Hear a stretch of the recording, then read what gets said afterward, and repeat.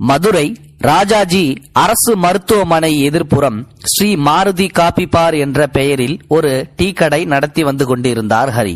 ஒரு காலை வேலை, பரபரப்பான கூட்டம். அது வந்தவர்களுக்கு தேநீர் காப்பி என்று தன் கையாலேயே ஆற்றி விரைந்து கொண்டிருந்தார் ஹரி. ஒரு வயதான அம்மா அந்த கடையை நோக்கி தள்ளாடி தள்ளாடி தயங்கி தயங்கி ஹரியை நெருங்கினார். அவர் டீ ஆற்றிக் கொண்டிருந்தார். அந்த மேஜை மீது ஒரு ஜோடி கொலுசை வைத்தார் அந்த வயதான மூதாட்டி. என்னம்மா கொலுசை இங்க வைக்கிறீங்க என்று டீ ஆற்றுவதை நிறுத்திவிட்டு கேட்டார் ஹரி.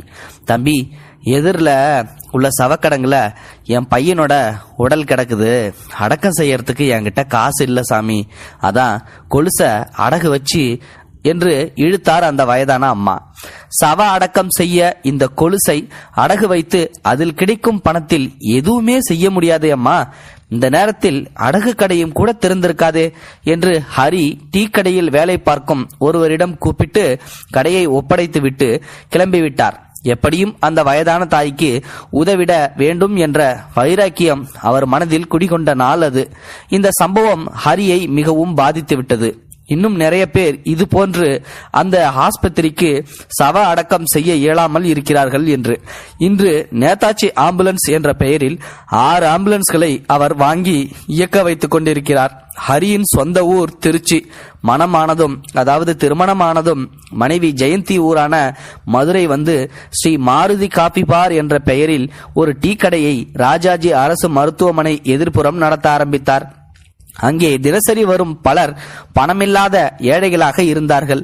அடக்கம் செய்யக்கூட காசு இல்லாமல் அவர்கள் அங்கிருந்து வீட்டுக்கு சவத்தை எடுத்து செல்லக்கூட முடியாமல் தவித்த தவிப்பு ஹரியின் மனதை உலுக்கியது. இதற்கு ஏதாவது செய்ய வேண்டும் என்று தன்னுடைய மனைவியிடம் ஆலோசனையும் கேட்டார். இருவரும் ஆம்புலன்ஸ் வாங்கி இப்படிப்பட்ட ஏழைகளுக்கு உதவலாம் என்று முடிவு செய்தார்கள். ஆனால் பணம் என்று யோசித்த போதுதான் இருந்த சொற்ப நிலத்தையும் விற்று அதில் ஆம்புலன்ஸ்களை வாங்கினார்கள். இப்போது ஆம்புலன்ஸ்கள் 6ம் மதுரை நகரை சுற்றி சுற்றி வருகின்றது. நேதாஜி சுபாஷ் சந்திரபோஸ் ஹரிக்கு பிடித்த தலைவர். எனவே ஆம்புலன்ஸ்க்கு நேதாஜி என்ற பெயரையும் சூட்டியிருக்கிறார். பணம் இல்லாதவர்களின் சடலங்களை ஏற்றிச் செல்வதோடு மேற்கொண்டு அவர்களுக்கு ஆகும் செலவுகளுக்கும் பணம் கொடுத்தும் உதவி வருகிறார் ஹரி. 108 ஆம்புலன்ஸ் இலவச சேவை தமிழகத்தில் அறிமுகம் ஆகும் முன்பே மதுரையில் இலவச ஆம்புலன்ஸ் சேவையை முதலில் ஆரம்பித்தவர் ஹரிதான். அசாதாரண நிலையில் மரணம் நிகழல் மற்றும் சாலை விபத்து எங்கு நடந்தாலும் உடனே அந்த இடத்திற்கு விரைந்து செல்லும் ஹரியின் ஆம்புலன்ஸ் உடனே ராஜாஜி அரசு மருத்துவமனைக்கு கொண்டு வந்து சேர்க்கிறது. இறந்து போனவங்க நிச்சயமா கடவுளுக்கு சமம்தான். அதனாலதான் இன்னைக்கும் பணத்தை தூக்குறதுக்கு முன்னாடி அதை தொட்டு கும்பிட்டுட்டு நாங்க தூக்குறோம் என்று சொல்லும் 48 வயதான ஹரி தானே களத்தில் இறங்கி கூச்சப்படாமல் அச்சப்படாமல் பிணங்களை தூக்கி இறக்க அனைவருக்கும் உதவி செய்கின்றார்.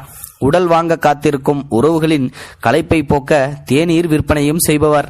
பிணவரையில் கூறு போட்டு எடுத்துச் செல்லப்படும் உடல்களை அலங்கரிக்க கடா துணி, பஞ்சு, சந்தனம், மாலை, ஊதுபத்தி உள்ளிட்டவைகளையும் கடை நிறைய அடுக்கியிருக்கிறார்.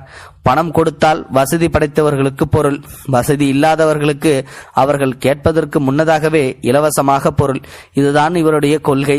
பிணத்துக்கான பொருளுக்கு பணம் கேட்கறது தப்பான்னு எனக்குள்ளேயே ஏற்பட்ட ஒரு குற்ற உணர்ச்சி தான் நான் செய்கிற இந்த உதவிகளுக்கான தொடக்கம் என்று எளிமையாய் பேசினார் ஹரி.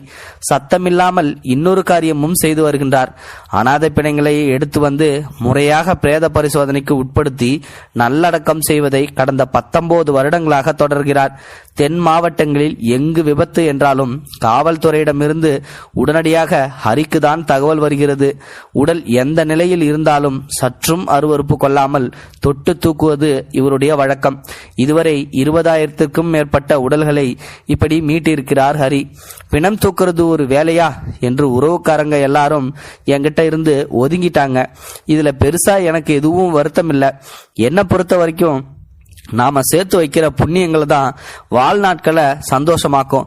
எல்லாத்துக்கும் மேல சவத்துக்கு செய்யும் தொண்டு சிவனுக்கு செய்யும் தொண்டு என்று சொல்கிறார் ஹரி.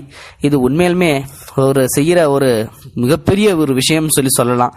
இந்த மாதிரியான விஷயங்களை கேள்விப்படும் போது நம்ம நாட்டில் இன்னமும் இந்த மாதிரியான ஆட்கள் இருக்கிறதால தான் மழையே பெய்யுது அப்படின்னு கூட சொல்லலாம். இந்த ஹரியை பத்தி நீங்க என்ன நினைக்கிறீங்க? மறக்காம கமெண்ட் பாக்ஸ்ல சொல்லுங்க. முடிந்தளவுக்கு இந்த வீடியோவை மற்றவங்களுக்கு ஷேர் பண்ணுங்க. கூடவே சேனலையும் சப்ஸ்கிரைப் பண்ணுங்க. தேங்க்யூ ஃபார் வாட்சிங்.